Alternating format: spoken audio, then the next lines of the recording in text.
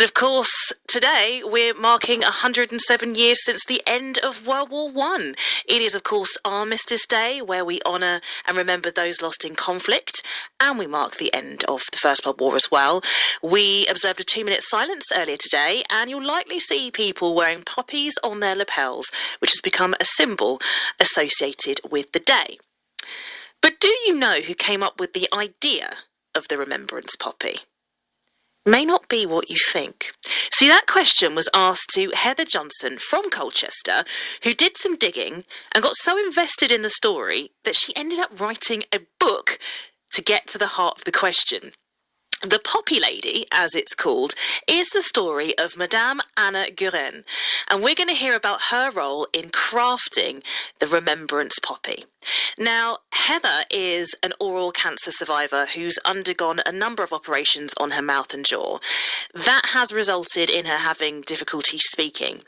But we were keen to find out about the book she's written, and we sat down the other day with her for a chat. I was introduced to a Canadian lady who knew that this French woman had brought the puppy day to Canada. And she asked me what I knew, what people knew in Britain about who had put the puppy on our lapel. This was 10 years ago. I didn't know. I knew why I wore a puppy, but I didn't know who started it. So she knew that this French woman had been forgotten. Then you looked at relatively old newspapers. In 1921, everyone knew that it was her who was behind it. But as with a lot of people get forgotten, and she was really forgotten. Like most of us, Heather had never heard of Madame Guerin, a woman nearly forgotten, yet whose legacy we remember yearly. Now, Heather found old newspapers from the early 1920s and discovered more about her. She was a teacher in Madagascar, she was French, she was married to a judge. Heather couldn't help but dig deeper. And this was about 10 years ago she started. The more I found out, the more I wanted to find out. I was in the newspapers for years and years in her Madagascar, where she was a teacher. And then she came to Britain, actually, and toured around Britain, lecturing for the French Alliance. And then she went to America. So she was in the newspapers a lot. And I think she must have had that French vivaciousness. And then I started to read newspapers. I thought, this woman is amazing. Heather found out that during World War I, Anna Guerin was in America, raising lots of funds for charities that benefited France.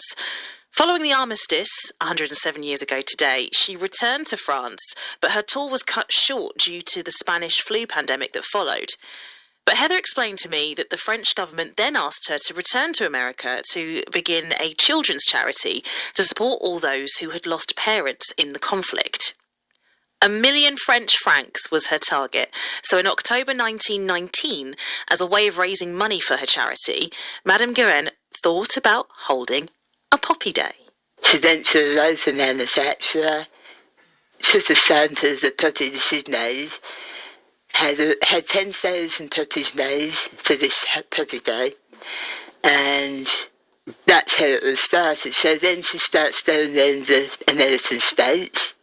I think that must have been really dynamic, and people just helped her.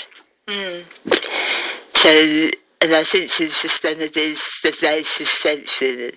And so the artists then would talk about audiences being privileged to hear her. And it is a privilege to be discovering her story today and hearing from Heather Johnson from Colchester, who's written Anna's story in the Poppy Lady book. Now, the impact that has had on Heather herself is what we'll find out in just a moment. Such a fascinating story of a fascinating woman. On a day like today, we had to bring it up. So stick with us as we continue hearing a little bit more from Heather and about the story of Madame Anna Guerin. Beep. sharing the fascinating story of Madame Anna Guerin, a French woman who worked tirelessly during World War I and in the 1920s to raise funds for France's war effort and supporting the population after the conflict. Heather Johnson is from Colchester and has done years of research into Anna, as her story and achievements were almost lost to time, as many didn't know of her efforts. Most countries like America and the Commonwealth, they knew who she was in 1921. And she was mentioned in all those newspapers. In Britain, she was seldom mentioned. Really? So it wasn't what the papers said, it's what they didn't say. So in one newspaper it said the puppies were made by French peasants. And another one said it's a French idea. But there wasn't the evidence to the contrary. Most people in Britain thought it was Earl Haig's idea. Earl Haig being a high-ranking military official at the time. Now, sitting down with Heather, she told me that having written the book on Madame Guerin, it changed her as a person. For example, Heather described being on the radio as very surreal, and also that the book led her to her own adventures, including a trip to Paris for a Remembrance plaque unveiling. I found two relatives, a great-granddaughter and a great-niece, and as in a lot of families, and they didn't know the other one existed, and so they are now really friends and see each other. And so that's what happened in Paris, you know, there's a get together. And when I look back, I think 10 years ago, I couldn't have imagined this. I mean, imagine bringing a family together in that way to the point that they didn't know each other and now they have a relationship, all because of Heather's research, which is on display in Colchester Castle. And the Royal British Legion also feature Anna in their Poppy Day Centenary commemoration book as well. Now, to the French, our Heather is now known as Heather Johnson, biographer. Something she's still getting used to, and finds it surprising that she's the centre of attention, having written about Anna Guerin's legacy.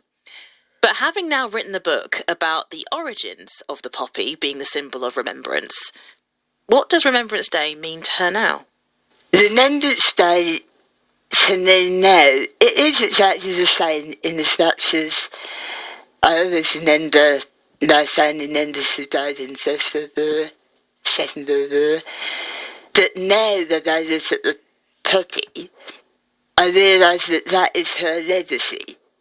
That lives on, doesn't it? It's good that's still going, you know. Then she went to Canada, the veterans adopted it, and one of the governor of Canada, Dean, his motto was, remember the dead by helping the living. And that's a good motto, really, because, yes, you are remembering the dead when you wear a puppy, but in the same way you are helping the veteran, any veteran organisation that's selling it, to keep looking after the veterans of today. Remember the dead to help the living. What a message that the poppy appeal also symbolises.